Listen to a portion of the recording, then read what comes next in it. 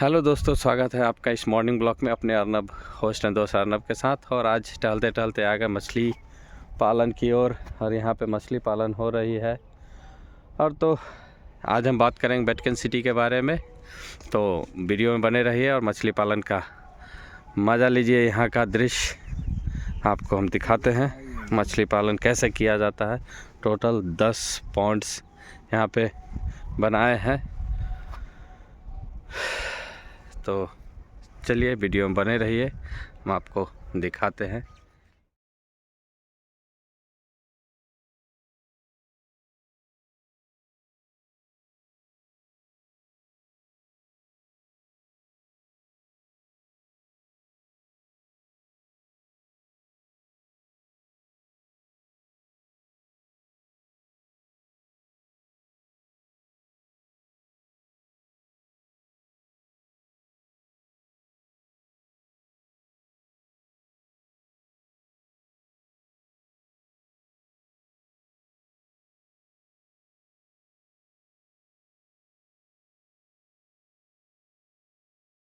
तो आप देख लिए कि मछली पालन कैसे होता है। मछली फार्म, यहाँ पे मछली का फार्म एक इधर है और एक आपको इधर भी है मछली फार्म। तो इसमें जाने के लिए अधिकार चाहिए, प्रवेश पास चाहिए। दिखाता हूँ गेट पे क्या लिखा हुआ है। तो यहाँ पे अनाधिकार प्रवेश निषेध है, जिसको अधिकार नहीं वो प्रवेश नहीं कर सकता। तो यहाँ पे प्रवेश हम लोग नहीं कर सकते हैं। तो हमने दिखाया वहाँ पे मछली का उत्पादन किया जाता है। छोटे छोटे बच्चे को ला के मछली का वहाँ रख के पालते हैं, खिलाते हैं, फिर बड़ा हो जाता है उसे बेचते हैं। तो इस तरह का मछली पालन फार्म आपको हर जगह मिलेंगे, अपने बिहार में, अदर स्टेट्स में भी मिलेंगे। लेकिन आज हमारे ग्रामीण के बगल वाले गांव में दिखने को मिला, तो यहाँ पे टहलते टहलते हम लोग आ गए। तो आज हम करेंगे इस मॉर्निंग ब्लॉग में वेटकन सिटी के बारे में। वेटकन सिटी इस पृथ्वी का सबसे छोटा देश, सबसे छोटा शहर है। और क्या है ख़ास उस शहर के बारे में, उस देश के बारे में जानते हैं इस वीडियो में। तब तक के लिए वीडियो में बने रहिए। आपका होस्ट एंड दोस्त फिर से स्वागत करता है आप सबों का इस मॉर्निंग ब्लॉग में। और उन लोगों से भी रिक्वेस्ट करता है कि प्लीज़ चैनल को सब्सक्राइब कीजिए, पेज को फॉलो कीजिए, वीडियो को लाइक और शेयर कीजिए, अपना प्यार दीजिए। तो देखिए, ये है मछली पालन फार्म। इसमें लिखा हुआ है मत्स्य पालन एवं कृषि फार्म सुंदरवन चैनपुर बैघेल। यह एक निजी केंद्र है, अनाधिकार प्रवेश वर्जित है, नहीं तो दंड के भागी होंगे। उससे भी बड़ी रोचक बात यहाँ देखिए सामने, कुत्तों से सावधान। गांव में भला कौन कुत्ता से सावधान रहता है भाई? कुत्तों से सावधान। तो गांव में कौन कुत्ता से सावधान रहता है भाई? गांव में इतना सादे कुत्ते मिलेंगे ना कि सावधान रहने की ज़रूरत ही नहीं, आदत हो गया। तो चलिए आपको वेटकन सिटी के कुछ खास बातों के साथ रूबरू कराते हैं। तो चलिए आपको बताते हैं कुछ रोचक तथ्य हमारे वेटकन सिटी के बारे में। तो वेटकन सिटी बहुत छोटा शहर है, इतना छोटा है कि इसका एरिया जो है 0.44 वर्ग किलोमीटर का एरिया है। और यहाँ लगभग यहाँ का मूल जो जनसंख्या होगी लगभग 1000। और 1000 की जनसंख्या वाली यह देश जो स्थित है हमारे इटली के रोम राजधानी के अंदर, यह अंतर्गत यह आती है। तो आप लोग सोचेंगे कि भाई इटली के रोम के राजधानी के अंतर्गत यह आती है, तो फिर यह देश कैसे हुआ? तो वह देश कैथोलिक चर्च के राज्य, जो वेटकन सिटी है कैथोलिक चर्च के अंदर आती है। और कैथोलिक चर्च का जो हेड होता है वो पॉप होता है। और पॉप जो होते हैं जो यहाँ का राजा होते हैं, इसीलिए पॉप के घर होने की वजह से इसे उन्हें अपना एक राज्य दे दिया गया, उसे अपना एक स्वतंत्रता दे दी गई कि आप अपना एक देश के नाम से मान्यता प्राप्त है। वेटकन सिटी को देश की मान्यता प्राप्त है। हर देश उसे देश का मान्यता दी हुई है। इसमें आपको बता दूं कि भले ही एक देश है लेकिन यहाँ पे कोई हॉस्पिटल नहीं है, कोई जेल नहीं है। तो अगर आप वहाँ पे कोई हॉस्पिटल नहीं है तो जन्म से कोई वहाँ का नागरिक नहीं होता है। नागरिकता उन्हें मिलती है वहाँ पे वेटिकन सिटी में जो वहाँ पे कार्यरत होते हैं। कोई नियुक्ति किसी कार्य के जॉब नौकरी लगती है वेटिकन सिटी में, तभी आपको वहाँ का नागरिकता का मान्यता प्राप्त होगा, आपको नागरिकता मिलेगा। नहीं तो आपको वेटिकन सिटी की नागरिकता नहीं मिलेगी। और ख़ास बात यह भी है कि अगर आपकी नियुक्ति ख़त्म हो जाती है, जॉब का टाइम ख़त्म हो गया, आप वेटिकन सिटी में जॉब कर रहे हैं वेटिकन शहर में, और आपका जॉब का टाइमिंग ख़त्म हो गया तो आपकी नागरिकता फिर से वापस ले ली जाएगी। तो वेटिकन सिटी की ये है रोचक बातें, क्योंकि भले ही वो एक छोटा सा शहर हो, छोटा सा देश हो, लेकिन वो अपने नागरिकों को पासपोर्ट मुहैया कराती है। तो वहाँ पे रहने वाले सभी नागरिकों को पासपोर्ट भी उपलब्ध कराती है देश। यह राजशाही के अंदर आती है। पॉप इसका राजा होता है, वहाँ का शासक होता है। जो भी पॉप वहाँ का होगा वो वेटिकन सिटी का राजा होगा, शासक होगा। तो इटली के रोम राजधानी में स्थित यह देश बहुत छोटा सा देश है, 1000 लोगों की आबादी का देश। तो आप सोच सकते हैं कि कितना छोटा शहर होगा। बस मात्र एक बिंदु नामक चित्र के रूप में यह दिखाया जाता है हमारे ग्लोब पे, मानचित्र पे। तो बहुत छोटा देश है। मॉर्निंग वॉक करते करते आप सबों से जो बातें होती है, जो गपशप होती है, समय भी बीत जाता, पता नहीं चलता है कि कब जाने का वक्त हो गया। तो आपको बता रहे थे कि वेटिकन सिटी बहुत छोटा सा देश, यहाँ पे क्राइम बहुत ज़्यादा है। क्राइम आप लोग कहेंगे छोटी सी आबादी में इतना ज़्यादा क्राइम, तो जी हाँ, बहुत ज़्यादा क्राइम है। और यह क्राइम वहाँ की वासियों द्वारा नहीं, वहाँ की आबादी द्वारा नहीं, जो यहाँ से घूमने टहलने के लिए जाते हैं टूरिस्ट लोग, वो लोग वहाँ पे क्राइम को अंजाम देते। तो वहाँ पे छोटा मोटा क्राइम होते रहता है।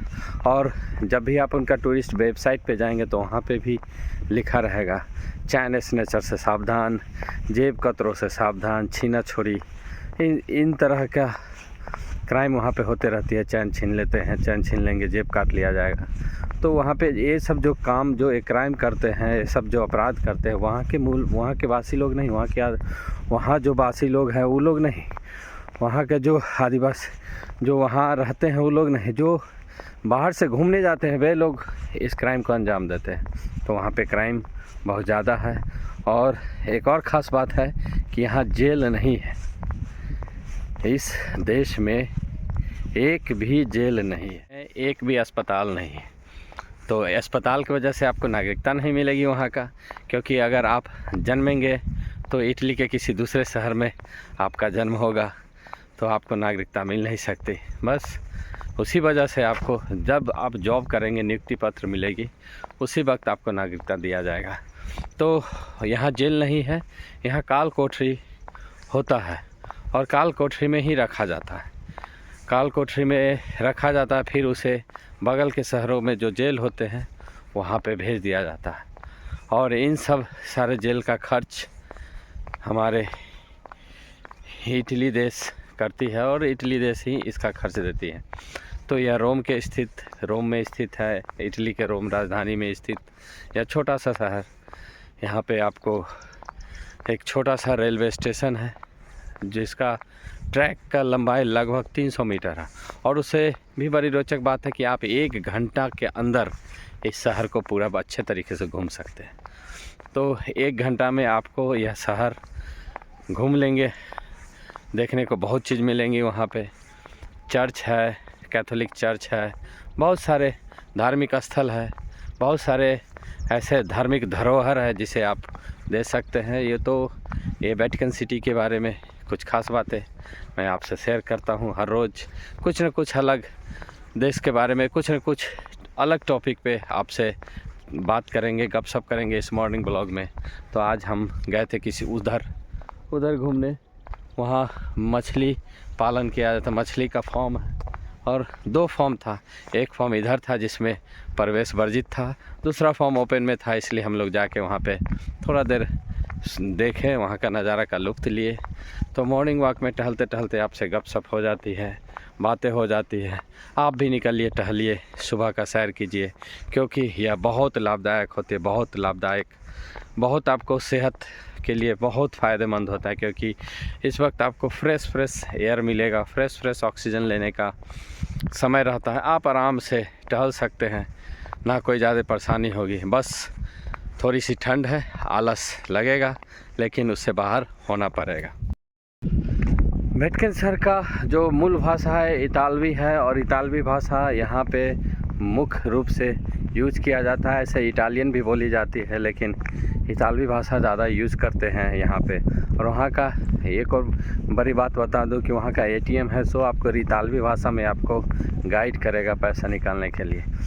वेटिकन सिटी को द शराब कैपिटल भी, वाइन्स कैपिटल भी बोला जाता है। क्यों बोला जाता है? क्योंकि यहाँ पे एकमात्र सुपरमार्केट है जो शराब मुफ्त देती है, और यहाँ पे लोग समूह में भोजन करते हैं। जब भी आप ग्रुप में बैठ के भोजन करेंगे, बातचीत होंगी, तो उस वक्त जो वो लोग अल्कोहल यूज़ करते हैं, तो वास्तविक परिणाम स्वरूप है कि आप ज़्यादा यूज होगा अल्कोहल का। और उससे भी बड़ी बात है कि यहाँ पे मुफ्त मिलती है। तो मुफ्त में, तो अगर बिहार में, भारत में अगर दारू मिल जाए तो लोग ट्रेन से भर के वहाँ जाके पीते हैं। दिल्ली में कुछ दिन पहले हुआ था। तो परिणाम स्वरूप यह है कि मुफ्त में मिलने की वजह से यहाँ पे शराब की खपत बहुत ज़्यादा होती है। इसीलिए वेटिकन सिटी को द कैपिटल ऑफ वाइन्स भी कहा जाता है। तो ये थी ख़ास बात आपसे हर रोज़ की तरह मॉर्निंग वॉक में। तो कुछ विचार जो आपसे हर रोज़ की तरह मैं शेयर करता हूँ, आज भी करूँगा। आज भी आपसे उन सब विचारों पे बात होगी। तो मैंने कहा था ना कि आप अपने कष्ट का निवारण खुद कर सकते हैं, और मैंने बताया था कि इससे जुड़ी एक मैं कहानी भी, किस्सा भी सुनाऊंगा। तो मैंने कहीं पढ़ा था, एक किस्सा था कि एक गांव थी, और उस गांव के लोग अपने दुख से इतना ज़्यादा परेशान थे कि सामने वाला का दुख देखता था तो भगवान को कोसते थे, मंदिर में जाते थे। गांव के चौराहे पे एक मंदिर थी, उस मंदिर में जाके भगवान से हमेशा यही प्रार्थना करते थे, हे प्रभु, हमारा कष्ट कितना ज़्यादा है, हमको इतना सारा कष्ट क्यों दे दिए? सामने वाला, उसको देखिए, उसको कोई दुख नहीं है, कोई परेशानी नहीं है। तो यह अमूमन सभी लोग वहाँ पे जाके कहते थे, मुझे बहुत ज़्यादा कष्ट है, मुझे बहुत ज़्यादा कष्ट है। तो भगवान को लगा कि नहीं, चलिए इन लोग का कष्ट का निवारण किया जाए। तो जो व्यक्ति रोज़ जाके मंदिर में यही कहता था, हे प्रभु, आप हमें जन्म दिए हैं, इतने सारे कष्ट दिए हैं, मैं अपना ज़िंदगी कैसे चलाऊंगा, कैसे निवारण करूंगा? तो भगवान उसे बोले कि ठीक है, जब तुम्हें कष्ट है तो तुम अपने सारे ग्रामवासियों को बुलाओ और उनसे कहो कि जिन भाई लोगों को कष्ट है, वे लोग अपने कष्ट को एक मोटरी में बांधकर गांव के पीपल के पेड़ के नीचे रख दें। लेकिन शर्त यही रहेगा कि एक मोटरी रखना है और वहां से दूसरा मोटरी उठा के ले जाना। सभी ग्रामीण बहुत खुश हुए कि चलिए, मुझे अपने कष्ट से मुक्ति मिलेगी, एक मोटरी ही तो उठाना है, उठा लूँगा। सबसे छोटा मोटरी जिसका होगा, जो हल्का लगेगा वो उठा लूँगा। ऐसे सोच के कल सुबह वहाँ पे मोटरियों की ढेर लग गई। तो शर्त के अनुसार सभी को एक एक मोटरी गठरी उठानी थी, एक एक गठरी उठानी थी और अपनी गठरी को रख के जानी थी। तो उसी शर्त के अनुसार सब लोग एक एक गठरी उठा के चले गए।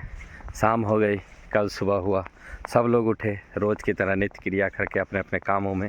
जब वो गठरी खोले तो उन्हें लगा कि अरे यार, ये दुख तो समझ में ही नहीं आता है, ये क्या है, नहीं है, परेशानी क्या हो रहा है, हमको कुछ समझ में नहीं। सभी लोग परेशान हो गए कि बताओ यार, ये कैसा दुख है जो हमको समझ में नहीं आया, ये कष्ट कैसा है जो समझ में नहीं आया। तभी सब लोग सोचा कि नहीं, इससे तो अच्छा मेरा वाला कष्ट था, कम से कम जानते तो थे कि इसको कैसे हैंडल करना है, पता तो था झेल तो सकते थे, लेकिन तो झेलना भी मुश्किल हो रहा है। जिन सभी ने छोटे छोटे गठरी लेके गए वो तो और ज़्यादा परेशान हो गए। फिर आके मंदिर में रोना धोना स्टार्ट कि आपने गलत किया है भगवान, मुझे मेरा अपना कष्ट वापस दे दीजिए, मुझे जो मेरा कष्ट है वही वापस कर दीजिए, ये मुझसे सहा नहीं जाता। तभी भगवान ने कहा कि जो कष्ट जिस व्यक्ति को दिया जाता है वह कष्ट सहने की क्षमता सिर्फ उसी व्यक्ति को होती है, और उस कष्ट का निवारण सिर्फ वही व्यक्ति कर सकता है जिसके साथ यह हो रहा है। तो आपको मैं यही बात हर रोज़ कहता हूँ कि आपका परेशानी आपके पास अच्छी लगेगी, किसी और के पास और ये परेशानी उसे बहुत परेशान कर रही है। तो ठीक उसी तरह आपका कष्ट का निवारण आप खुद करेंगे, और इसकी झेलने की क्षमता सिर्फ आपके पास होती है। तो अपने कष्ट से कभी परेशान नहीं हो, अपने परेशानियों से कभी परेशान न हो, इसका एक हल निकालिए, इससे जूझिए, इसको समझिए, और इसका निवारण आपको खुद मिल जाएगा। तो चलिए ब्लॉग को यहीं पे समाप्त करते हैं। आज डॉक्टर जाकिर हुसैन हमारे पूर्व उपराष्ट्रपति, जिनका आज जन्म है, स्वतंत्रता सेनानी, और उनके जन्मदिन की हार्दिक बधाई, ढेर सारी शुभकामनाएं, और उनको सत नमन करते हैं उनके इस पुण्यतिथि पे, जयंती पे, सॉरी। तो चलिए ब्लॉग को यहीं पे समाप्त करते हैं, फिर मिलते हैं कल किसी और टॉपिक के साथ। आपका होस्ट चंदोस्त आपसे विदा लेता है। कल फिर बात होगी इसी वक्त इसी समय, आपको किसी और टॉपिक पे किसी और नए रोचक जानकारी के साथ आपसे जुड़ेंगे, और मॉर्निंग वॉक का मज़ा लेंगे आपके साथ गपशप करते हुए। तो चलिए, आप अपना ख्याल रखिए, अच्छा सोचिए, टेक केयर, अपना आपको खुश रखिए, सबको खुश रखिए, नेगेटिव मत सोचिए अपने प्रति, चाहे किसी और के प्रति कभी गलत भावना नहीं रखिए। हीन भावना आपको गलत जीवन का रूप दे देगी। तो इन सब चीज़ों से बचिए और आगे बढ़िए। आपका दिन शुभ हो, आप सभी का भला हो, सबका अच्छा करते रहिए, अच्छा होता रहेगा। कभी किसी का बुरा मत सोचिए, आपका भी भला हो जाएगा। तो इन्हीं सब बातों के साथ आपसे विदा लेते हैं, आपका होस्ट एंड दोस्त। और एक रिक्वेस्ट, हम्बल रिक्वेस्ट, जिन भाई लोग वीडियो को लाइक और शेयर नहीं करते, प्लीज़ उन्हें लाइक और शेयर कीजिए, ताकि मुझे भी आपके साथ गपशप करने में जो मज़ा आता है और खुल के बता सकूँ। आप लोग अपने कमेंट के माध्यम से बता सकते हैं इस वीडियो को कैसे बनाना है और क्या कंटेंट चाहिए, उस पर मैं लाऊँगा, बात करूँगा, आपसे बातें होंगी इस मॉर्निंग वॉक में टहलते टहलते। तो चलिए आपसे विदा लेते हैं, फिर मिलेंगे कल इसी वक्त। बाय बाय, टेक केयर, शुभ दिन सबका हो।